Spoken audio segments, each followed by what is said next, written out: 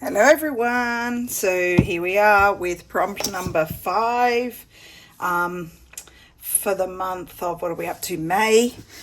So you've probably watched Rachel's video and you'll know that the theme for this month is to make a slow stitch box. So there's a few different ways you could do this. This is a gorgeous fabric covered box. It's an old French one. Rach, you gave me this, didn't you? I think Rach did, or Mum. Rach, Mum. I can't remember. I've had it for a while. So this is the kind of thing that you could potentially make. This one is just covered in fabric. There is no slow stitching on this. But it's a kind of box where it's joined on one side, and so the lid is attached. That is the style of box I'm going to make, where the lid is attached. Okay, so I'm going to show you firstly my inspiration. I've been on Pinterest looking for ideas, as you do when you get a new prompt, and I really love the work of Cecile. Sorry, light. Let me just angle that away. So she makes amazing boxes like this, where she does slow stitching on them. Okay, that's Cecile.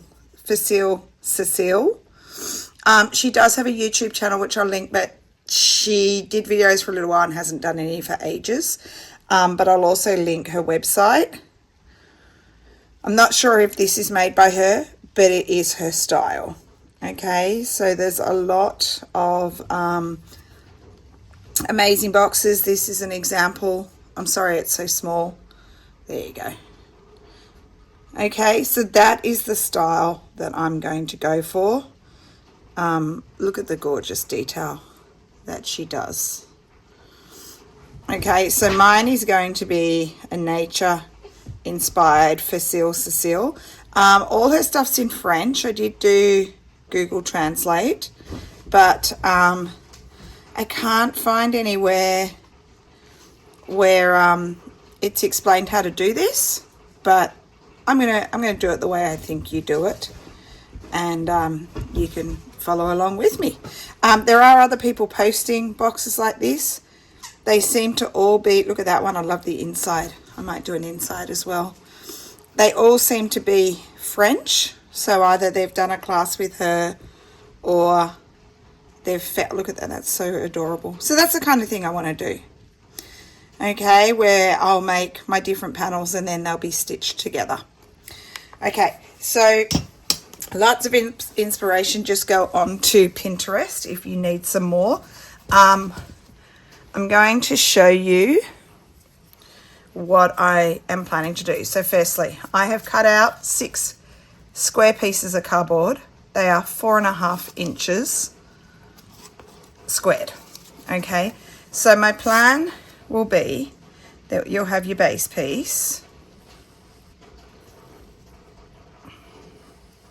which I'll then attach to my 4 sides.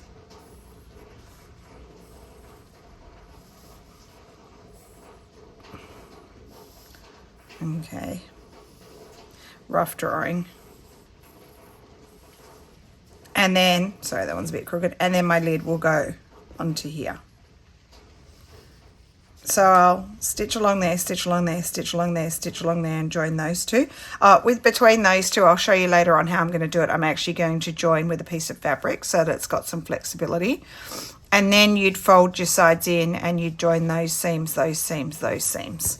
So to show you, you'd have your base piece and you'd join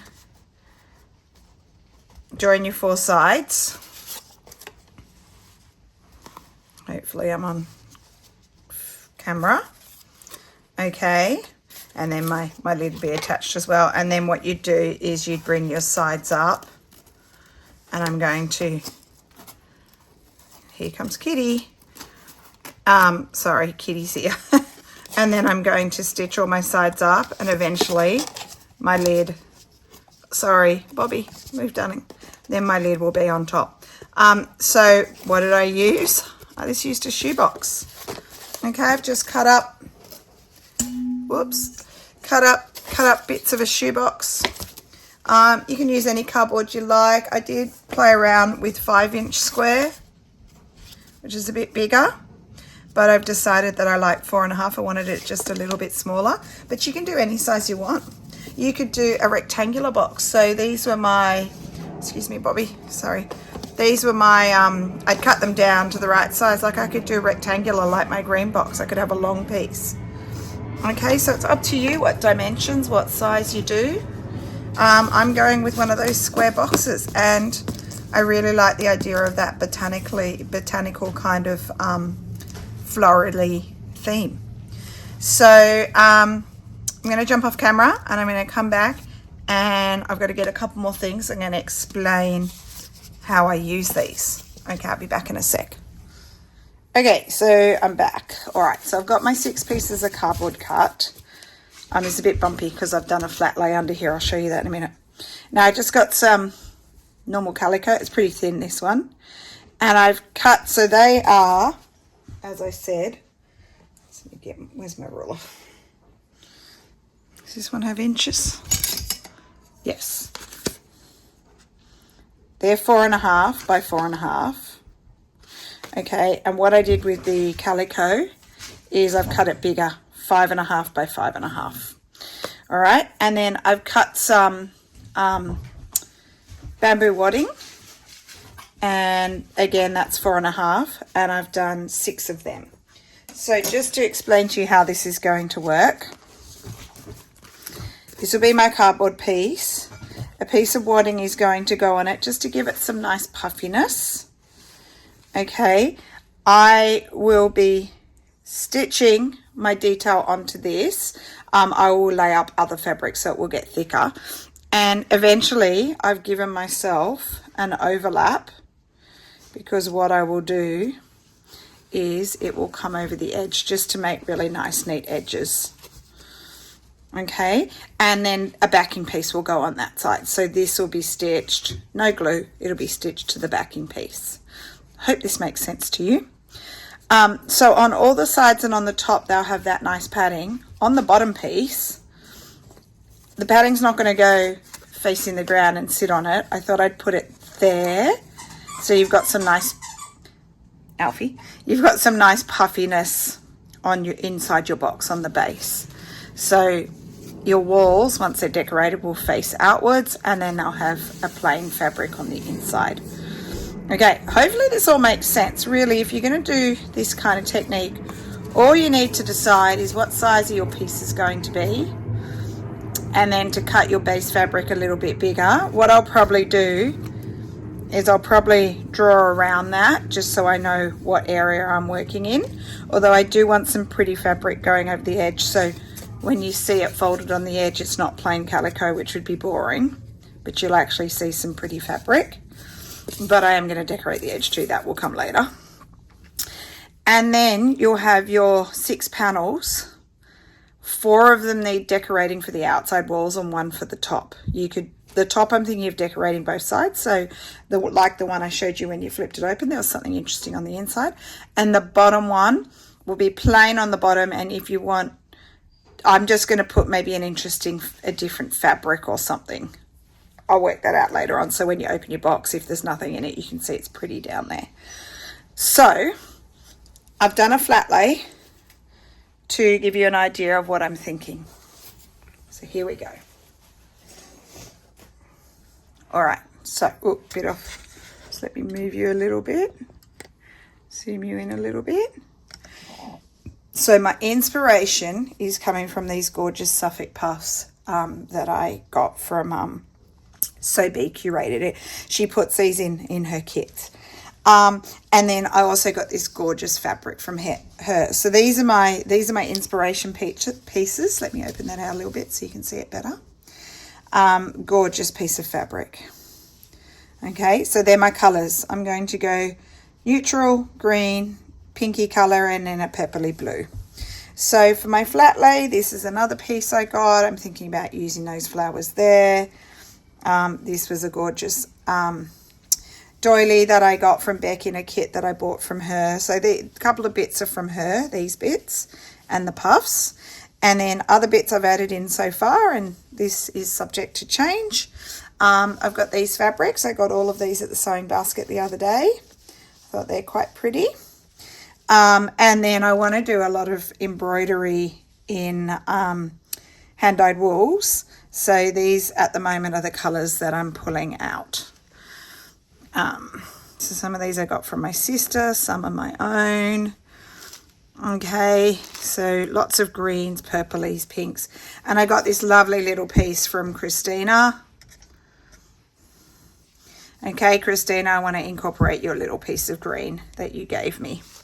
So that's my wools. And then I got this lovely template at the sewing basket, and I really like these flowers. So I'm thinking that these will be the inspiration, or these might even be the direct patterns that I'm going to embroider on the side.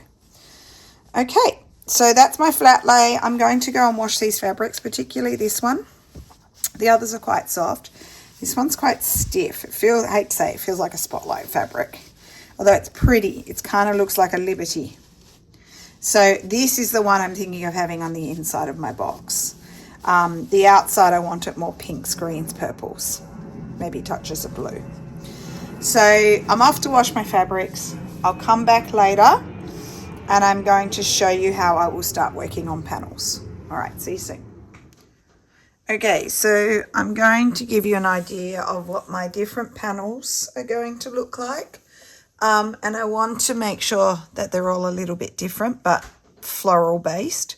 So this is my base calico, and I just traced around one of my templates so I get an idea of positioning. I tore up a piece of this fabric that I got at the sewing basket, and then I want to layer some other bits of fabric on. So I was thinking a bit of green ticking going along with my purpley blue green. This purpley blue and green theme. This is just an old piece of quilt that I've ripped up. I thought it was good because it's purple, so I thought I could lay that there. And I want to put a bit of lace or, you know, this type of thing. So I've cut out a bit of lace, like a doily thingy. Like, I don't know, what do you call those things? That. I've got some dyed cheesecloth, and it's purple, so it's a good fit, which I thought I'd just layer on. I'm just trying to build up some texture. One of Beck's green Suffolk puffs, which I really like, and then a mini Suffolk puff. It is green, but I'm going to put the faded side down. And then I've cut this out of a piece of fabric that Beck gave me. So the plan is that this will go on, and then I will use my wools. That one could go, I'm not sure if I'm on camera here, that's like some of my wools, and I'm going to embroider that. And then I'm thinking about some beading as well. So I need to make my 4 side panels with different flowers. And then I'm not sure what I'm going to do on my lid yet. I'm thinking about a bird. And I might do a bit more embellishing. Like I was thinking maybe some rickrack. I'll just have to find my rickrack because I don't have the right colour in front of me. I've got a pink, and that's not really... The pale pink wouldn't be too bad. But anyway, I'm going to play around. I'm thinking maybe some green rickrack. And I know I've got a good green. I just have to find it. Yeah, so just playing around with ideas, and then I'll just slow stitch. So I'll slow stitch my 4 sides, which is what I think I'll show you next week. I don't want to show you everything this week. So my next video, what I'll do is I'll show you slow stitching these, and I'll plan to get 4 done. And then I'll get the week after, I'll aim to do the lid and show you how I put the fabric around the cardboard. So it'll be cardboard base sides, nice and solid. And then in the last week, I'll put it all together, like I'll stitch it together. So that's my plan. This will give you an idea. So this would be lovely slow stitched.